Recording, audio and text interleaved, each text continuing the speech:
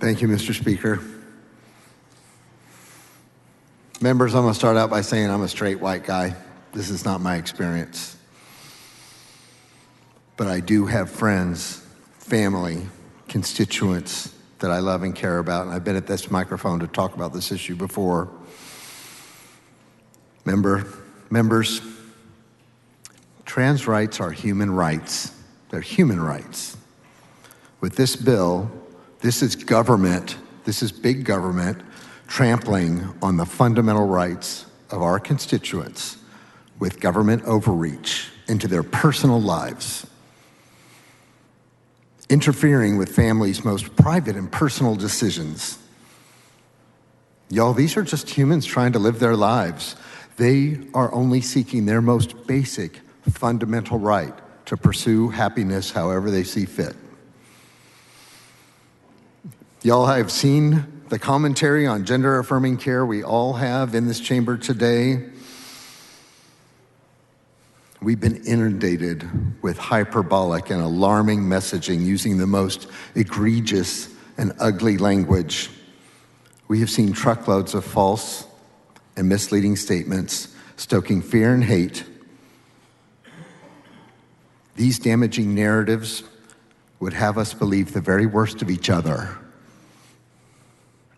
Look at your neighbors and the chairs next to you, and it doesn't matter what letter is after our name. There is not a single member of this body that I believe wants to harm children. And the language used around that is beyond egregious. It's horrific.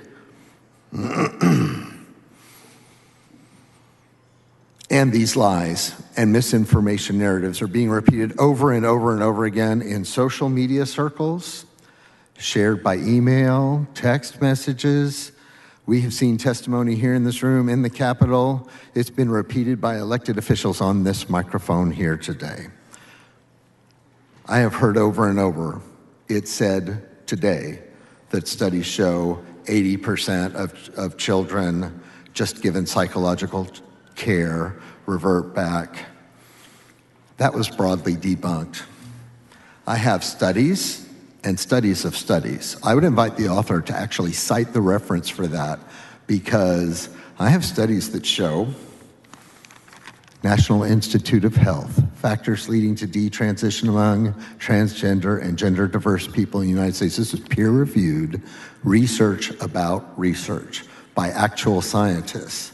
So listening to scientists and medical researchers, people who make their whole life about this, instead of listening to politicians loosely use facts, loosely use data, loosely use stuff that they heard. All of us have some friends that say, I do my own research, immediately followed by bald-faced mistruths.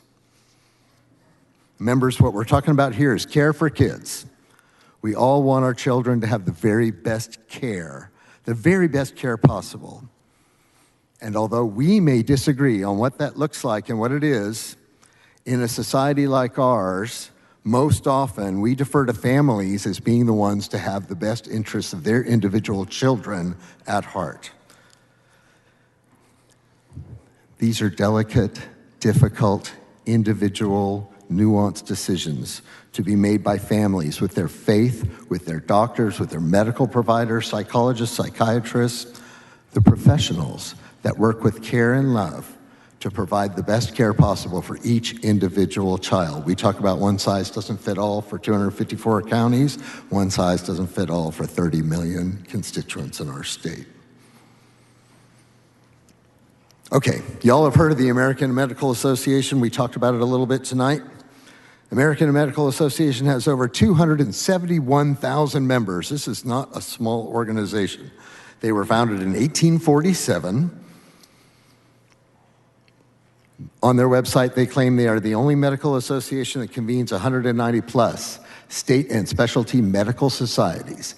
And this is a quote from the American Medical Association. The AMA opposes the dangerous intrusion of government into the practice of medicine and the criminalization of healthcare decision-making. Gender-affirming care is medically necessary, evidence-based care by professionals that improves the physical and mental health of transgender and gender diverse people. In 2021, the AMA delivered a letter to the National Governors Association urging state governors to oppose legislation just like this. The letter cited evidence demonstrating that foregoing gender-affirming care can have tragic consequences for transgender individuals who face increased risk of anxiety, stress, substance abuse, and suicide.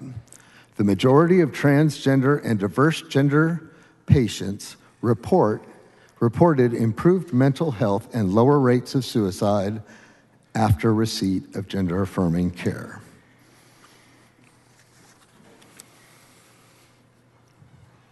The bill and the false negative and rhetoric around it politicizes kids who are often fragile and at a delicate juncture in their life. It's wrong and immoral to take these delicate decisions away from the families. Members, time and again, when legislators seek to contravene the experts, especially in complex fields of study, it never ends well, and neither will this. Members, our Constitution and our House rules require us to hold public meetings so that those who wish to be heard can come to their state capitol and testify before us, before decision makers. This is the people's house. It's our responsibility to listen to the people.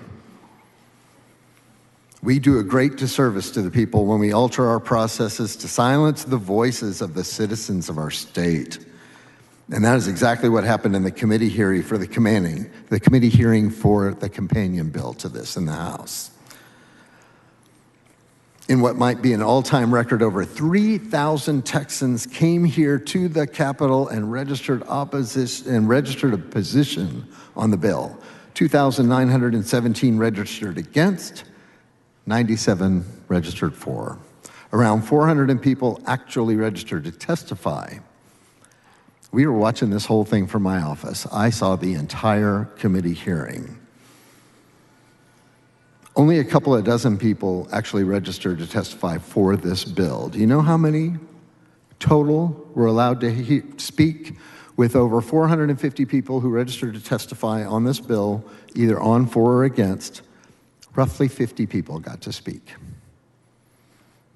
And most of them were cherry-picked or preferred testimony, invited testimony. I'm just going to say it again. Trans rights are human rights.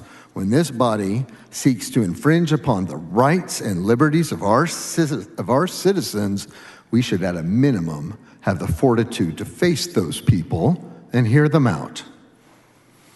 I hope you can agree with me when I say, when the government seeks to intrude into our private lives, the government is making an error. It's always wrong. Please vote no on this legislation.